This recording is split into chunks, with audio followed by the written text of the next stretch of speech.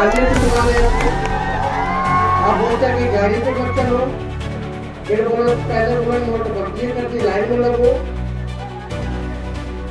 अब यही होगा, कल को बोलोगे कपड़ा मत पहनो, घड़ी मत पहनो, जूता मत पहनो, गैस पेट्रोल। अब तो ये हो गया कि भाई कितना गाड़ी में कितना तेल मिलेगा, लिमिट में मिल रहा है। गैस सिलेंडर इतना महंगा हो गया, वो नहीं मिल रहा, लोग परेशान है।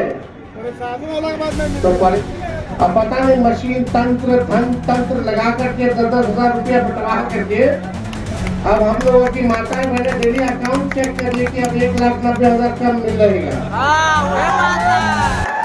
नालंदा में आयोजित तेजस्वी प्रीमियर लीग में उस वक्त उत्साह चरम पर पहुंच गया जब युवा नेता तेजस्वी यादव मुख्य अतिथि के रूप में मैदान में पहुंचे। आयोजनकर्ता छोटू मुखिया ने भव्य स्वागत कर खिलाड़ियों और दर्शकों के बीच जोश भर दिया। मैदान में हजारों की भीड़ ने तेजस्वी यादव के समर्थन में जोरदार नारे लगाए। अपने संबोधन में तेजस्वी यादव ने खिलाड़ियों और युवाओं को लेकर सरकार की नीतियों पर खुलकर बात की। उन्होंने कहा कि जब महागठबंधन की 17 महीने की सरकार थी, तब खिलाड़ियों के लिए नौकरी, खेल मैदान और बेहतर सुविधाओं के कई अवसर दिए गए थे। युवाओं को आगे बढ़ाने के लिए लगातार काम हुआ, लेकिन सरकार बदलते ही सारी योजनाएं ठंडे बस्ते में चली गईं। तेजस्वी यादव ने केंद्र सरकार पर तंज कसते हुए कहा, महंगाई और बेरोजगारी से जनता पहले ही परेशान है। अब हालात ऐसे हो गए हैं कि कुछ दिन बाद मोदी जी कहेंगे कि कपड़ा मत पहनो। उनके इस बयान के बाद मैदान में मौजूद समर्थकों ने जोरदार प्रतिक्रिया दी। उन्होंने कहा कि बिहार का युवा अब जाग चुका है और आने वाले समय में रोजगार, शिक्षा और खेल को मुद्दा बनाकर जवाब देगा। वहीं छोटू मुखिया ने कहा कि यह टूर्नामेंट सिर्फ क्रिकेट नहीं, बल्कि युवाओं को एक मंच देने का प्रयास है, ताकि गांव के प्रतिभाशाली खिलाड़ी भी आगे बढ़ सकें। पढ़ाई, दवाई, कमाई, सिंचाई, सुनवाई और कार्रवाई की बात नहीं होती। 6 महीना नवंबर में चुनाव हुआ, नतीजे आए और केवल सरकार बनाने में ही 6 महीना लग गया, जिसमें 2 बार 2 मुख्यमंत्री बने।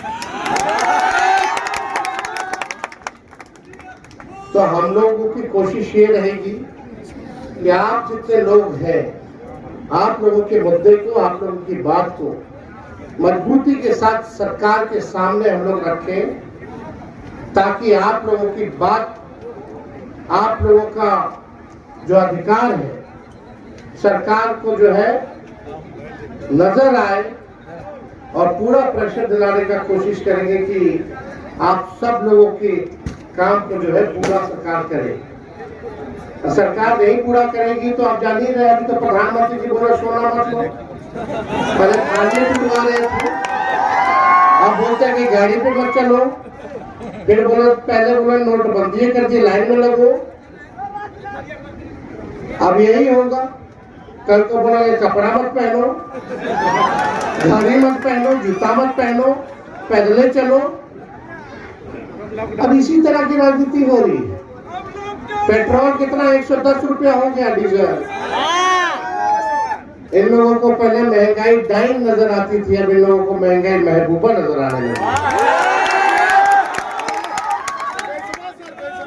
गैस पेट्रोल, अब तो ये हो गया कि भाई कितना गाड़ी में कितना तेल मिलेगा, लिमिट में मिल रहा है। गैस सिलेंडर इतना महंगा हो गया, वो नहीं मिल रहा, लोग परेशान है। तो परेशानी तो है,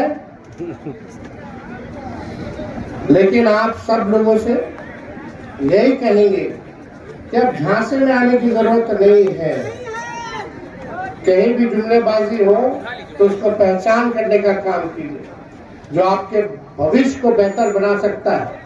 जो सरकार समस्याओं से लड़ सकती है, वैसे सरकार को आप लोग चुनने का काम करें। और मुझे तो लगता है कि ईवीएम नहीं होता तो बैलेट पे तो हम लोग परसों ही चुनाव जीते। पहला चुनाव सरकार बनने के बाद जो बैलेट पे हुआ, बैलेट पे हम लोग चुनाव जीते। पिछला बिहार विधानसभा का जो चुनाव था, लगभग 150 सीटों पर जब बैलेट में गिनती हुई तो हम लोग जीते थे। अब पता नहीं मशीन तंत्र धन तंत्र लगा करके 10,000 रुपया बटवा करके अब हम लोगों की माताएं बहनें डेली अकाउंट चेक कर रही कि अब 1,90,000 कम मिल रहेगा, मिलने वाला। फिर जब चुनाव आएगा तो भले ही फिर कर्जा लेकर के खजाना खाली हो गया, 10,000 रुपया वाला पेपर लीक हो रहा है, नीट का पेपर लीक हो गया, कई बहालियां रुक गई है हमारे नौजवानों का, आप सब जान रहे हैं। उम्र निकला जा रहा है, उम्र निकल जाएगा तो फिर परीक्षा में नहीं बैठोगे, फिर नौकरी रोजगार नहीं मिलेगा। और हम लोगों ने तो खिलाड़ियों के लिए, क्योंकि हम खुद खिलाड़ी रहे, 17 महीने में हम लोगों ने स्पोर्ट्स पॉलिसी बनाई, और जो भी देश में या विदेश में हमारा बिहार का लड़का जो भी स्पोर्ट्स में गोल्ड मेडल लाया हो, अच्छा परफॉर्मेंस किया हो, उसको हम लोगों ने डीएसपी तक का नौकरी हम लोगों ने 71 खिलाड़ियों को देने का काम, 71 खिलाड़ियों को। अब बताओ कितना खिलाड़ी लोगों को नौकरी मिल रहा, कहीं कुछ नहीं, उस पॉलिसी पे कोई ध्यान नहीं दे रहा। हम लोग थे तो हरियाणा और पंजाब के तर्ज पर यह पॉलिसी बनाने का काम किया था, केवल पढ़ाई लिखाई वाला ही लोग को मान सम्मान नहीं, लेकिन जो खिलाड़ी खेलेगा, अच्छा प्रदर्शन करेगा, उसको भी हम लोग मान सम्मान देने का काम करेंगे। तो आप सब लोग यहाँ आए, इसके लिए बहुत खुशी है।